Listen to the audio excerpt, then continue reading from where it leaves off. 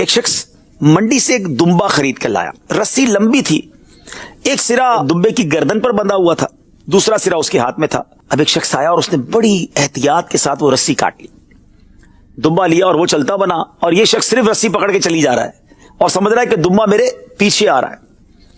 جب اتفاقاً کچھ آگے جا کر اسے خیال آیا اور اس نے پیچھے مڑ کے دیکھا تو ہاتھ میں تو صرف رسی تھی, دمبا تو نہیں تھا. بڑا افسوس ہوا. اب تھوڑا اور آگے گیا تو راستے میں اسے ایک شخص نظر آیا جو کنویں کے کنارے کھڑا رو رہا تھا. کہا کیوں رو رہے ہو؟ کب میرا بٹوا اس کنویں میں گر گیا ہے, اس میں 100 روپے ہیں, جو میرا بٹوا نکال کے لائے گا میں 50 اس کو دے دوں گا. اب یہ شخص سوچتا ہے کہ جو دمبا میرا چوری ہوا وہ 50 روپے کا تھا, اس زمانے کے 50 روپے زیادہ تھے. لباس اتارا, کنویں کے کنارے رکھا اور کنویں میں اتر گیا. جا کر بہت ڈھونڈا مگر بٹوا نہیں ملا. جب واپس آیا تو وہ بندہ بھی نہیں ملا اور لباس بھی غائب.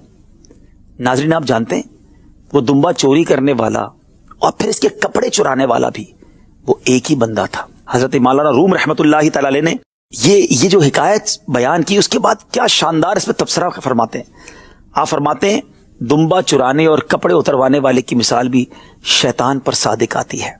یہ ملعون اپنے دین و مذہب کے غافل انسان کے پیچھے چلتا رہتا ہے اور پہلے اس کے ذکر و فکر کی رسی کاٹ دیتا ہے, اس کو دین سے, مذہب سے, علماء سے, علم دین کے تعلق سے دور کرتا ہے. پہلے وہ رسی کاٹی اور پھر آخر کار اس قدر وہ عیار ہے کہ دنیا کی لالچ, عیاشی کی لالچ, گناہوں کی لالچ میں وہ اس کو گناہوں کے کنویں میں گویا ڈال دیتا ہے اور پھر ایمان کا لباس لے کر بھی چلا جاتا ہے. اللہ نے قرآن میں فرمایا انہو لکم عدو مبین, بے شک شیطان تمہارا کھلا دشمن ہے.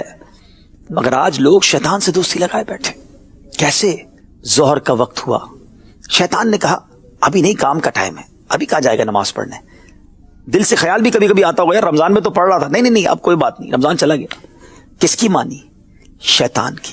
عصر کا وقت آیا, شیطان نے کہا ابھی تو گاہک بہت ہے آگے پیچھے, بعد میں رات کو دیکھیں گے. عصر بھی گئی, کس کی مانی؟ شیطان کی. مغرب گئی, کس کی مانی؟ شیطان کی.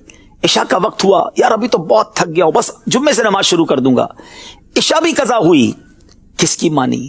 شیطان کی. موبائل اٹھایا, یہ والا پروگرام, یہ والی ویب سائٹ, یہ والا منظر, جلدی دیکھ لے, کس کی مانی؟ شیطان کی.